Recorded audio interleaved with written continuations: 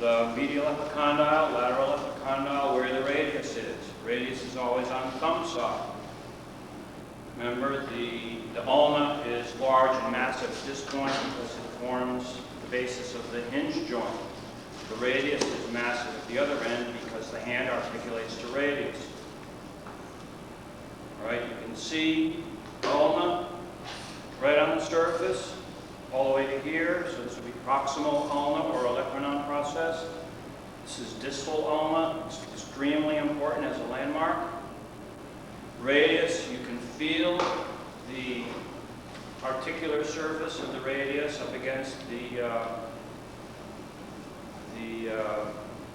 small hemispherical shape next to the lateral epicondyle, and you can see radius down here. In fact, on the David in Florence, Sam Nettles and I realized that in one of the photographs taken of it, you can even see a little end plane of the radius before you come out on the bones of the carpus, the wrist, so that it looks really loosely articulated so that it can move, has a feeling that it can move. Check it out. It's in the Phaidon publication. Close-up of right hand of David at his leg. Check it out. You're going to see an end plane to the radius. But at least become familiar with those things. I want to draw a few, talk about them as we go.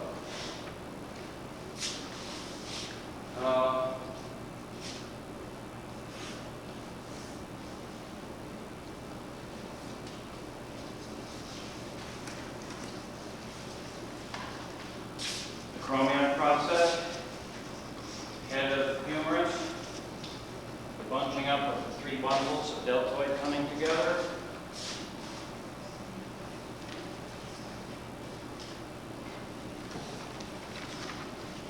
Triceps. Front view of arm, you're going to see triceps on the margin. Biceps is in here. Biceps tendon, bicipital tendon goes to the radius over on this side. Remember, biceps acts as a supinator. The light is just right. You can see my biceps pulling on radius, hence it's tightening up. I've seen that before. So we get to this point. Immediately, what comes to mind is that humerus is T-shaped, upside down T. So you have these two anchor points. They occur over here in this view. They are a part of the humerus. So humerus is here, ball and socket, greater tubercle, lesser tubercle, bicipital groove.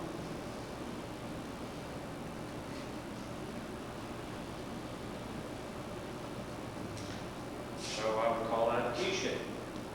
These two extensions, epicondyles, form the basis of the anchor point for muscles on this side, flexors on this side, extensions. So in this view,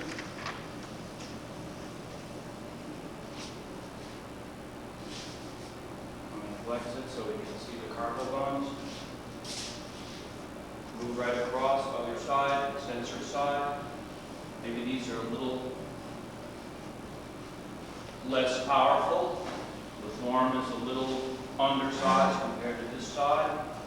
Because on this side you see the deep muscles, the ones that are responsible for the fullness of the flexor side, are the muscles that flex the digits. Those two muscles are deep, and the ones that you see on the surface just basically run to the hand. So the ones you see on the surface here just flex the hand. Remember, we talked about that. The deep ones that give you the mass here, the basic bulk of the flexor side, are the ones that flex the digits. And then out on the hand, so drop this, don't jam the hand up onto the forearm. Now you know there are three tear-shaped muscles on the hand. There's one little one here, there's a flat one on this side, and a bigger one over here. 3. Distinct to the hand. I use this one all the time. Find where the thumb is, find where the index finger is, draw the two together. With that line, here it is. There's a little tear-shaped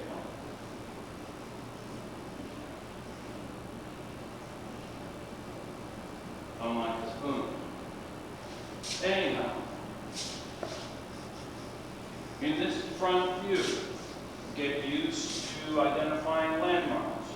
So over here, instead of just a line that comes down like that for flexor side, why not acknowledge the anatomy of it, hitch on a little lateral medial epicondyle to that line. It's a better line anyhow. And same thing over here. Now what happens is that crisscrossing this, and you know what happens, there's the combination of what we used to call supinator, which gives us this rhythm, restores the rhythm we're looking for here. And this crosses and ties onto radius. Radius, when the hand is pronated, partly pronated, radius always follows thumb. So thumb is on this side, radius is on this side. Think of what's happening. As the radius pulls over, as palm goes back, radius is crossing the plane, the axis of the forearm. So you have to show that. There's going to be an overcut here. The radius is cutting across it. So this muscle has to follow it because it anchors the styloid process of the radius. I always, for years, figured that because this crossed in that fashion, running from outside to inside, meant that when it tightened, it would pull this around, in effect, functioning as a supinator. I think it does that, but that's not the main function. It seems to me, there it is, that this muscle extending down to radius is a flexor, much more a flexor than it is a supinator. But it does crisscross, and in a sense, if you think of this crisscrossing, it has an antagonist which goes the other way, which is pronator. So you're used to this view. I want to draw some other views of the arm. So if you think of it, we have a bit of a situation on the side plane of the arm. Where does this tie in? What's in front of what? Here's deltoid muscle, goes to front of side of arm. Then, following in line with this is pectoralis major. Crosses biceps.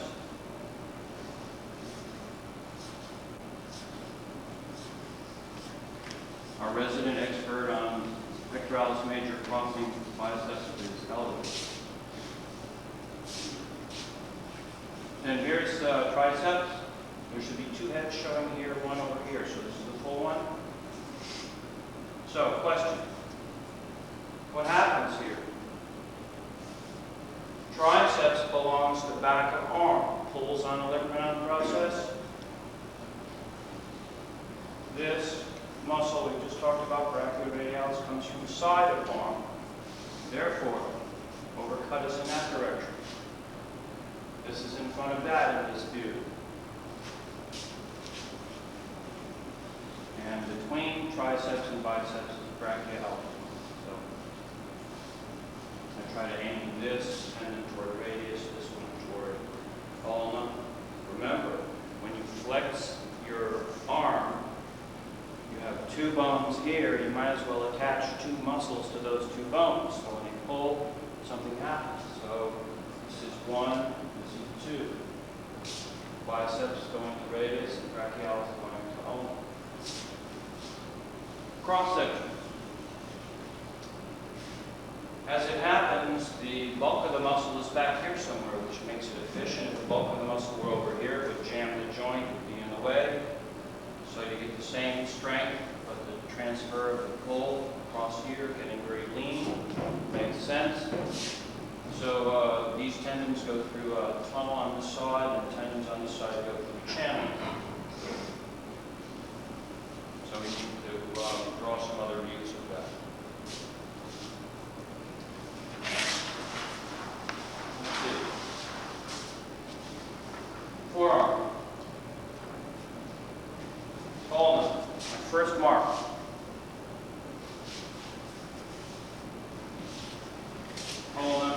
gives the angle of it, and it gives the length of it, in this case. So let's see. Let's have a medial epicondyle here, lateral here. So we've got a view like this. You see how important that is? It gives you the length, it gives you the direction. Extensor side. When you flex your hand on your forearm, this bump is, as we've noted before, this bump is caused by the bones which articulate to the end of the radius coming out of that articulation, moving away from it. If you try it on the skeleton, you'll see there's a hand extended, here's a hand flexed.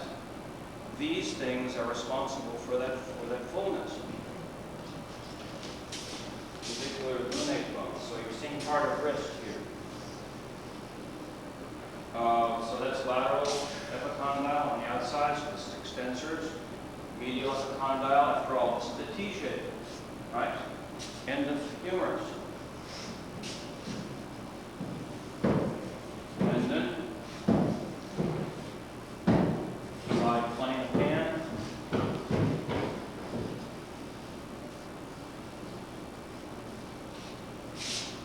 Digits. Side plane of hand. Don't make the hands round, make them square. Then what do we do here? Other digits.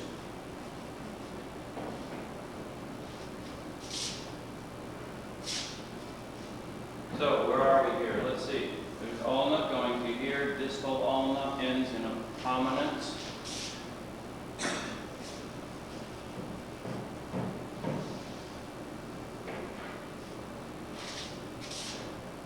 And actually, there's a little channel there. It's full. Comes like that. Channel right here for an extensor muscle. Well, in this view, extensor muscle means a muscle that would pull it back this way. As it happens, just to the outside of this prominence, there's a little channel. That's why you have this little flat place leading out at the top of hand. Since it goes to the top of hand, it functions as an extensor. If it goes to the undersurface, it functions as a flexor. So, we can put that on. I hope I get this lecture done before they pull the roof off.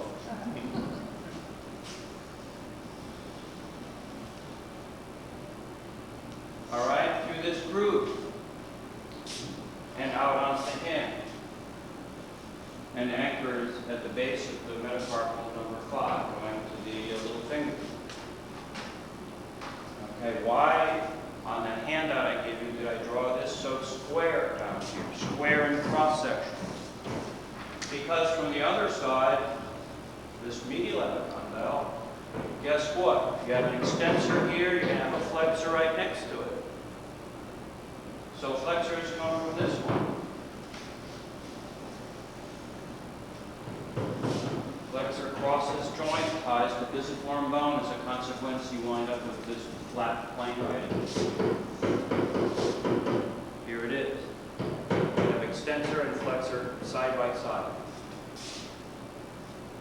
Well, get this looking like something. So here are these two shapes. It should be more full, especially if this is being flexed. Right? If you're flexing it, it should be more full, more tensed up. Flexor, carpi of the wrist, ulnaris on the ulna side. That's what this bone is. Little finger side, that's ulna. So flexor, bends it, carpi of the wrist, ulnaris along the ulna. That's this one. This one's extensor, carpi, ulnaris. Sorry, I should name this lower. Pisiform bone. So that when this pulls, hand flexes, and here extensor carpi ulnaris. Those two are antagonists.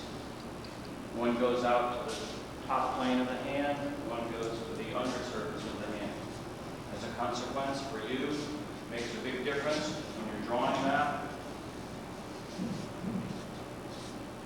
and not flaying it, but drawing from life. When you have a hand to draw,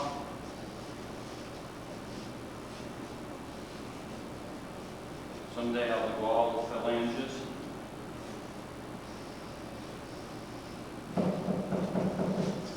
You get to this point in the forearm, it's square because of this.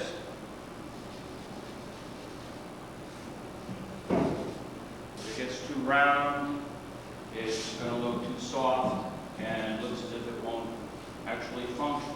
Back here, it's round. So on your handouts, I drew a few shapes like that to indicate that it's square. Big foot up there. Square for the hand as well. Square for digits as well. Why? It's a side plane to your finger, and a top plane, and an end plane, and an undersurface. How about the hand? It's a side plane where this abductor muscle is, and a top plane, and an end plane, and an under plane. So you're building a hand and an arm, you think the way a sculptor would think. That it has depth. You're not just tracing a glove. You want to have it bony, controlled by the joint system. Here's where that little groove is on the David. End of radius, beginning of carpal bump. So when it's pulled out of its joint, you see the fullness over here. Let's try another drawing. Back to you.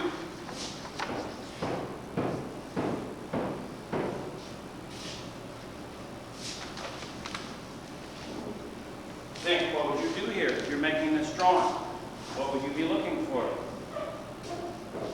Ulna, elbow, elbow bone, medial epicondyle, lateral epicondyle, head of humerus.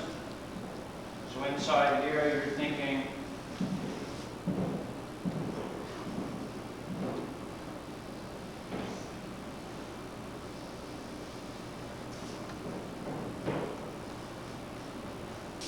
that. So to simplify that, we're just taking these two pieces, using them over here as anchor points. This is the groove for the ulna, or the electron. So the fullness of that, that'll be clear. It's a good landmark. Find this, you should be able to find those. Let's see how it works. Triceps goes to olecranon process. Triceps pulls back on elbow to extend arm, like a seesaw. So that's one head coming from scapula. Here's another head coming from the shaft of the humerus itself. It has a little tail on it. It also goes there. There's another head underneath this one, of which you would see a little piece. 1, 2, 3. Triceps. So we have deltoid moving across here. As these pinch out, you should be able to find these two extensions, the T-shape. In finding those, consider which is flexing, which is extended. If you're on the flexor side, that's this side, side toward the torso, medial. Just try it. If you forget, you look down, flex your arm, you feel this tightening up over here, you feel the anchor point. Round, flat. Skinnier, round, flat, square. Flex. As soon as I flex, I have to identify the joint. Identify the joint by following this out. Distal ulna. I'll pose for you. There it is. Find that, and then you begin the articulation of the hand. Here's a little side muscle. Why do I draw that so puffy? Because here it is. It's a little side muscle that acts as an abductor of the little finger. It's one of those tear shaped. And we just did a hand sort of in this position.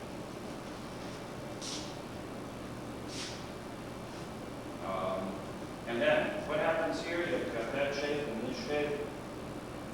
You offset it by introducing the brachioradialis, so that you wind up with this sort of a rhythm.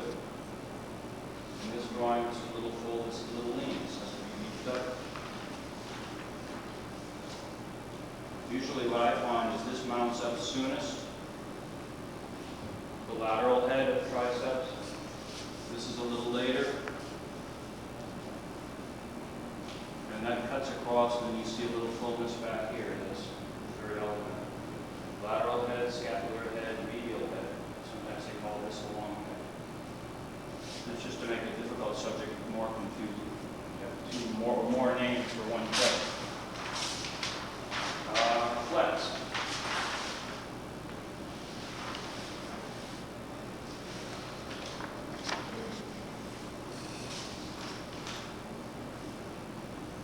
Try that, see what happens. So, underneath here,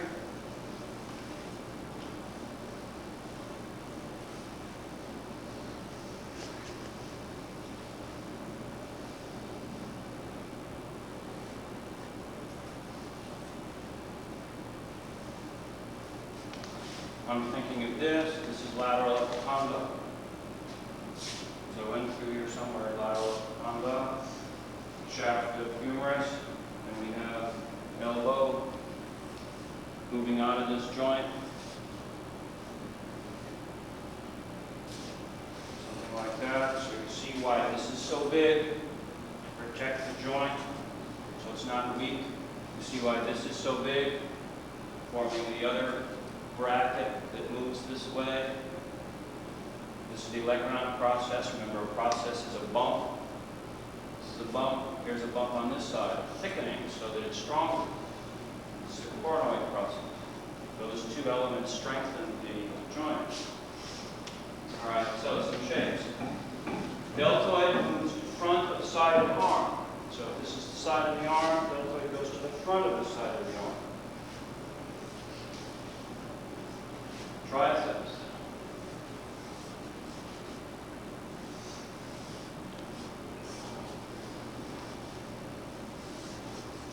Nearest piece that has a little tail on it. I don't know why, I don't know what that's all about. Maybe this serves to tense the strap. And then there's this piece. Underneath the last piece. In this position, unless you're immobilizing the joint, tricep is not doing very much. Right? Triceps is an extensor. Biceps will be busy.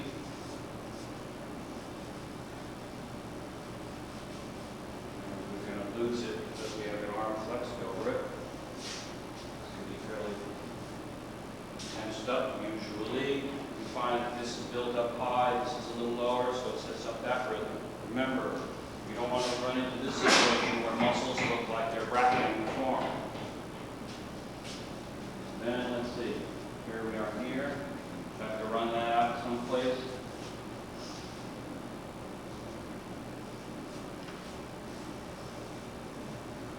Yeah, something different with that hand. Let's do it.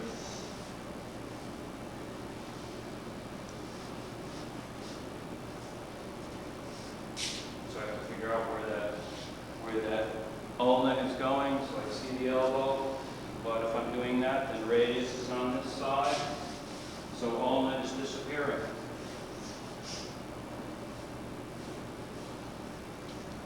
Radius stays on this side.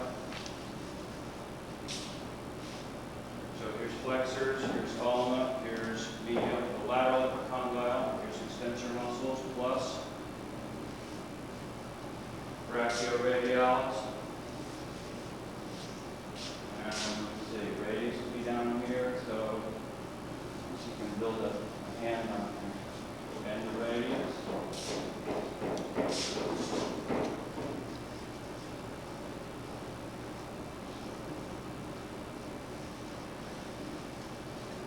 index finger. Gear-shaped muscle.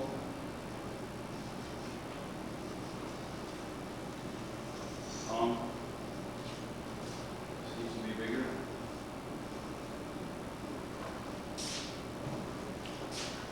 Radius.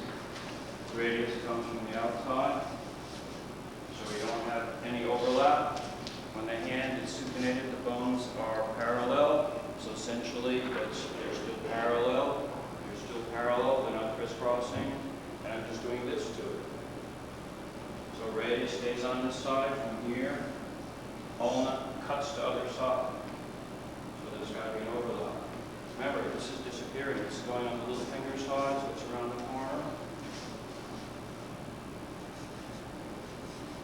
Start with the index finger.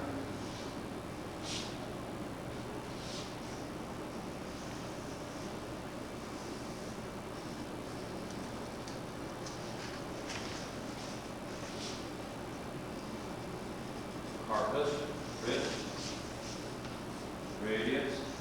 This is very thin. This is square. Leaning here, then more full.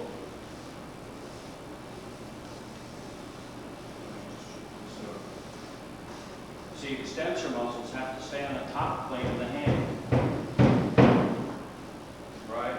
So, extensor muscles starting from the lateral epicondyle have to stay on top of hand. So, this group has to overlap everything else, and then all that is in here. You may see a little bit of flexor.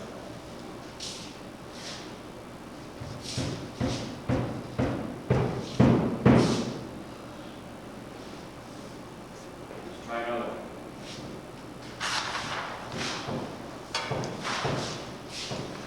Let's involve the scapula. We need to involve the scapula.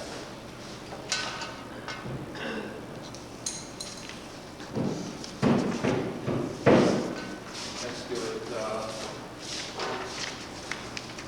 horizontally.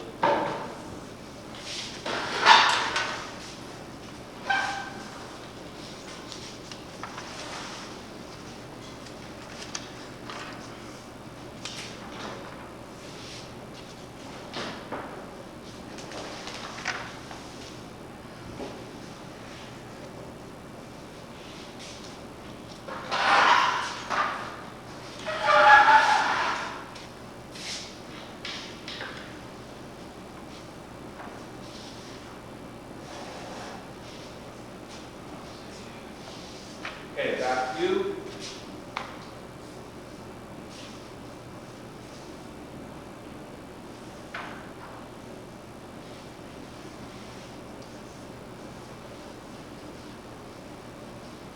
Try to figure out what's going on. Vertebral border. Inferior angle. Superior angle. Root of spinal scapula. Spinal scapula acromion process.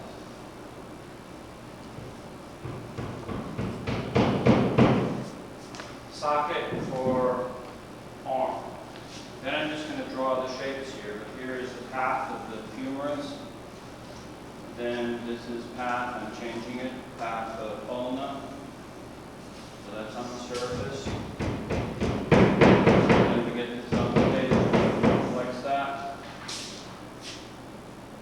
Shapes would be as follows. How about triceps? Triceps comes from here. You know, one head comes from here.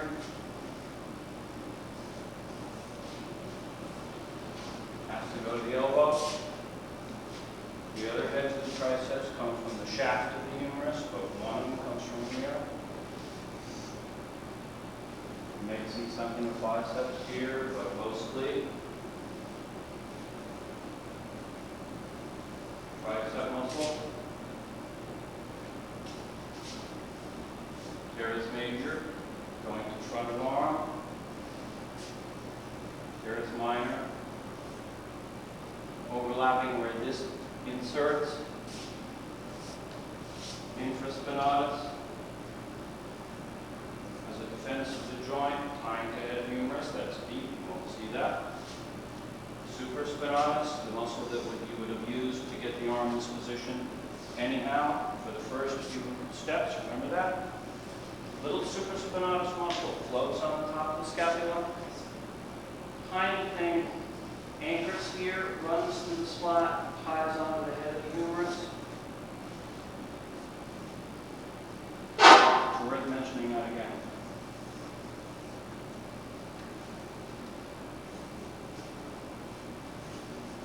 To get your arm swinging out to the side, the little muscle that ties way up here, runs through the slot, goes out, ties to the superior facet on the greater tubercle of the humerus. Just gets it moving just a little bit. Just to move it off, give it some inertia.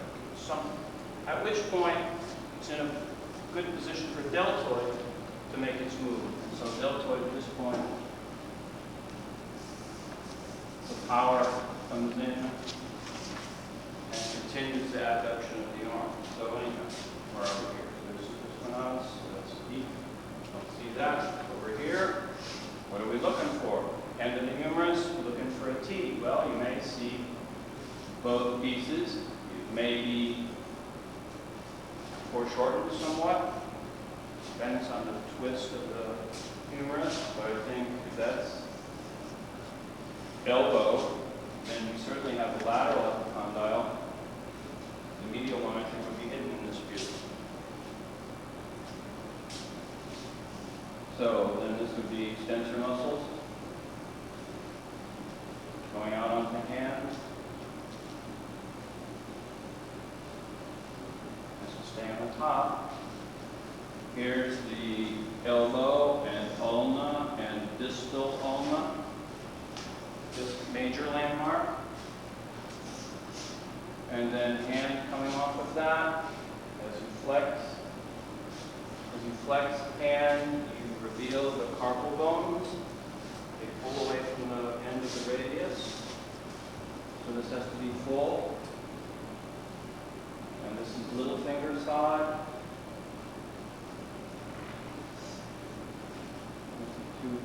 Bring it to the middle, here's index finger. Trying to get that on the page. Maybe a little much. Over here, we have a chance to see some flexors, but I still don't think we see the medial epicondyle on the other side, so we'll shorten the T.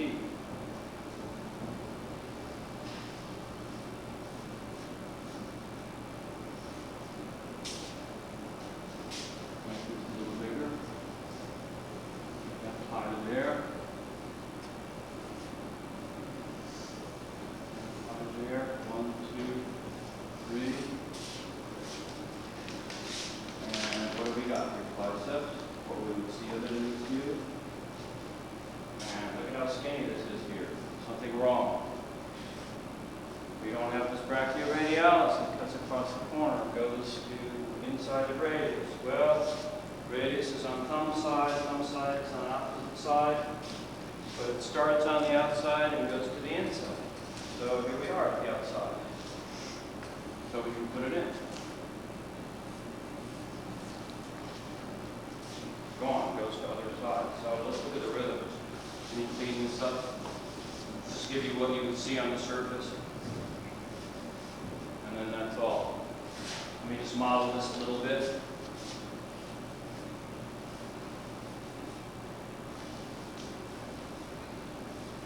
There's deltoid.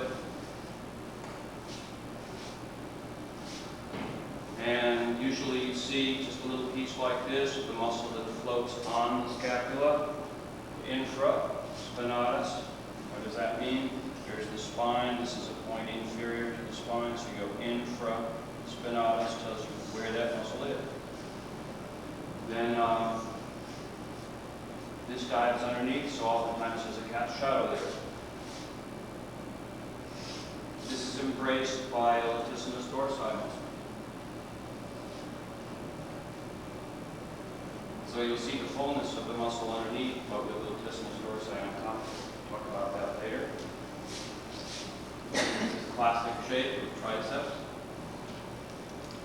Here's the one head of the triceps goes to the scapula.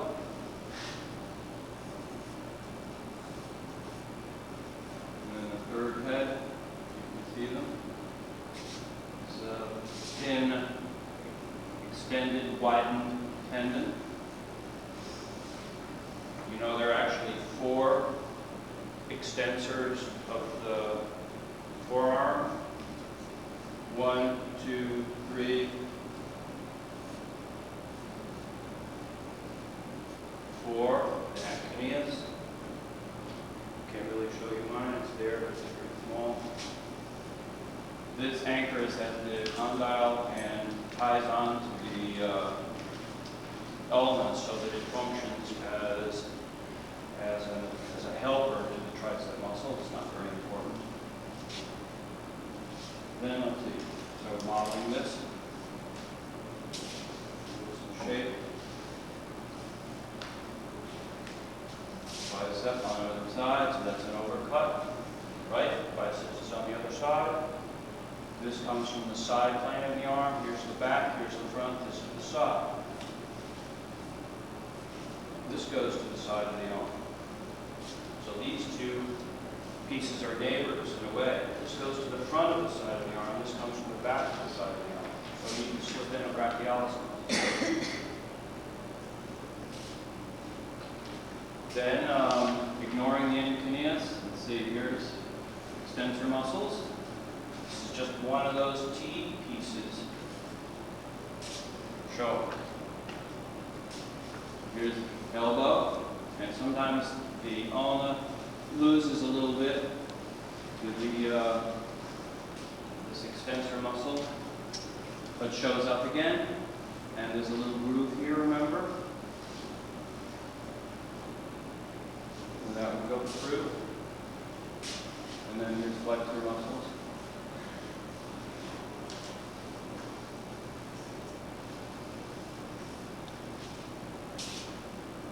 That's a little too much. Get that started.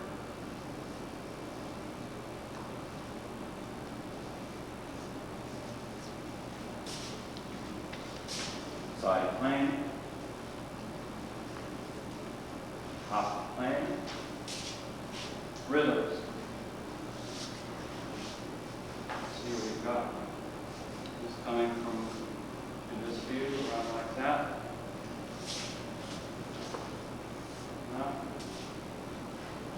there's 2 muscles here. You recall, there's one big shape, there are 2 muscles. So then we have this. And this again.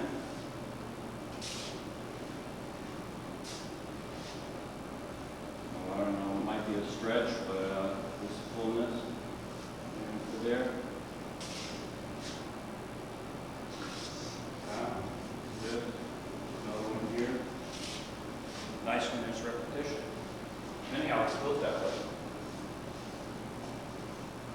I think I've minimized the shape of the electronic process a little bit more.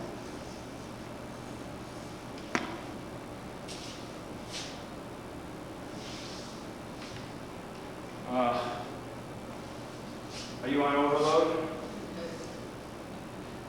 I don't know what to do about the forearm. I really don't. If you could just keep it in simple terms. You don't need to know really at this point what every single muscle does. I know you know by now that if you have something happening, you know that there's something that has to stretch out there and pull. But if you can just sort out what are the extensors, what does that mean, what does that imply for ropes that pull? It implies an anchor point on that same side. So if you're extending your hand, you're pulling back this way, you have to attach that rope somewhere. That's this epicon. If you're flexing, that's beginning on this side. You look up through here for an anchor point, it's here. And the main construction line is the elbow bone. Without finding that, your forearms is going to be